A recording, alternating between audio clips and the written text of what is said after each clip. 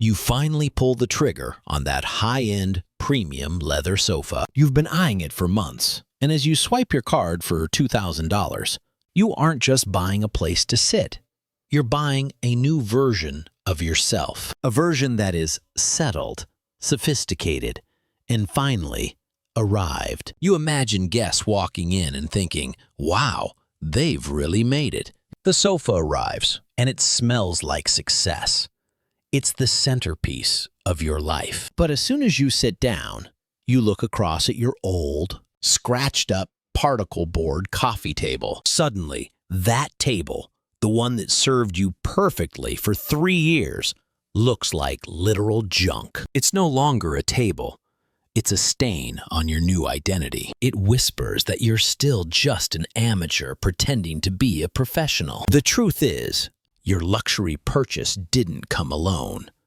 It brought a silent judgment that you aren't yet enough. This clashing vibe starts to keep you up at night. You can't have a masterpiece sitting next to a dumpster find. So you go back online and drop $500 on a modern marble-top table just to match the aesthetic. But wait, now the rug underneath looks faded and cheap. You can't have a $500 table on a $40 rug, right?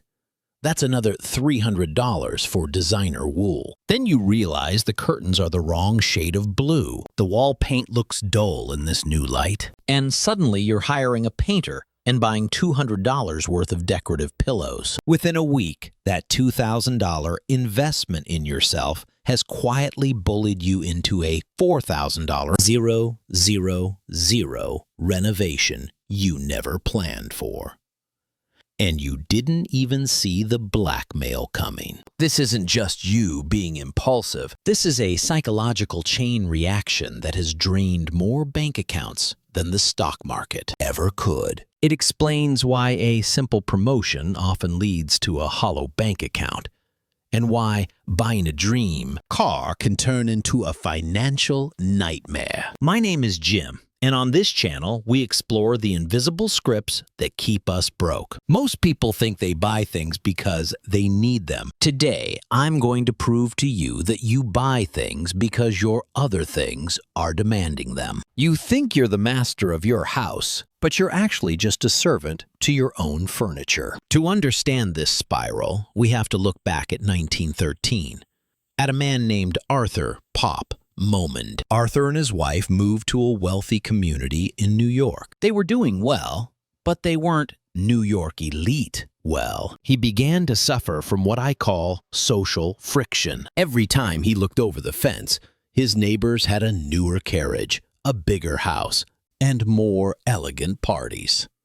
Arthur felt a psychological itch. It wasn't that his life was bad, it was that his life didn't match his surroundings.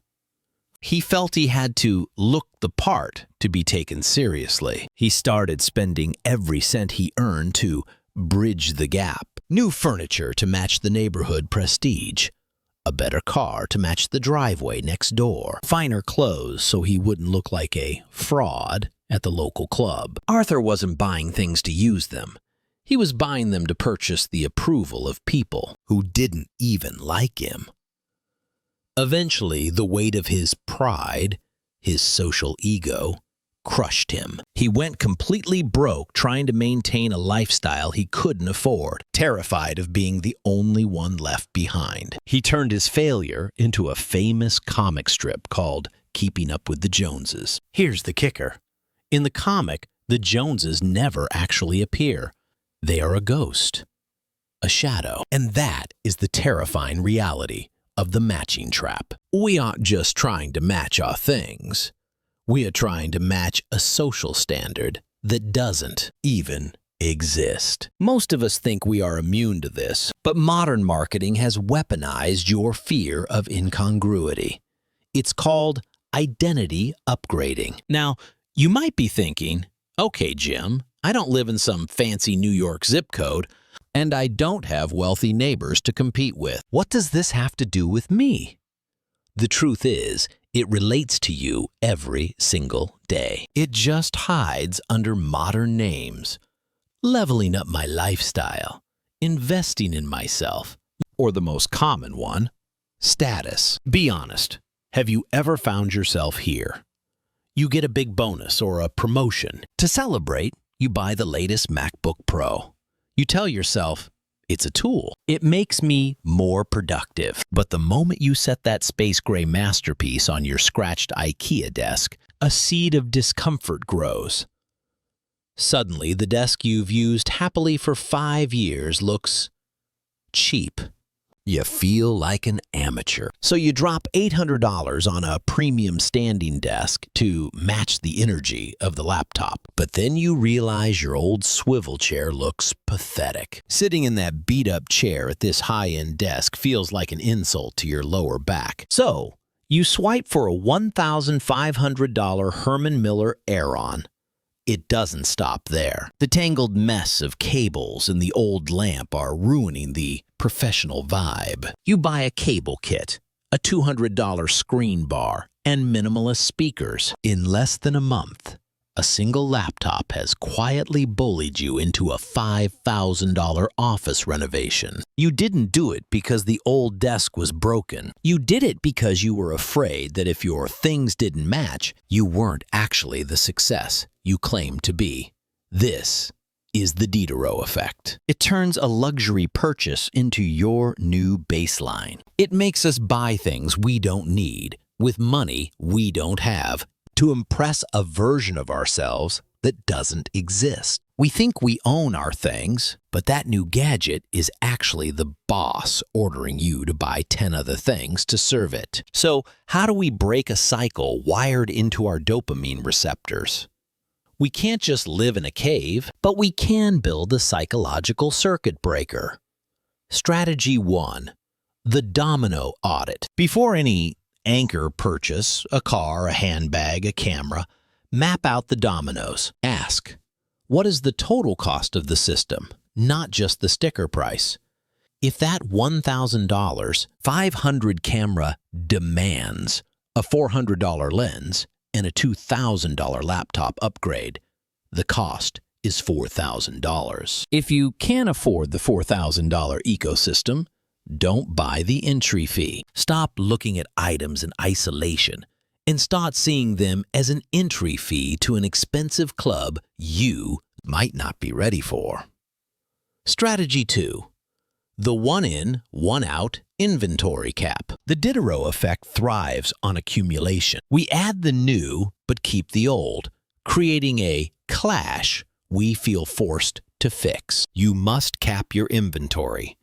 If you buy new sneakers, an old pair must leave. If you upgrade the coffee machine, the old one goes. This forces you to value what you have and keeps you in the mindset of a curator, not a consumer. Strategy 3. Embrace the status anchor.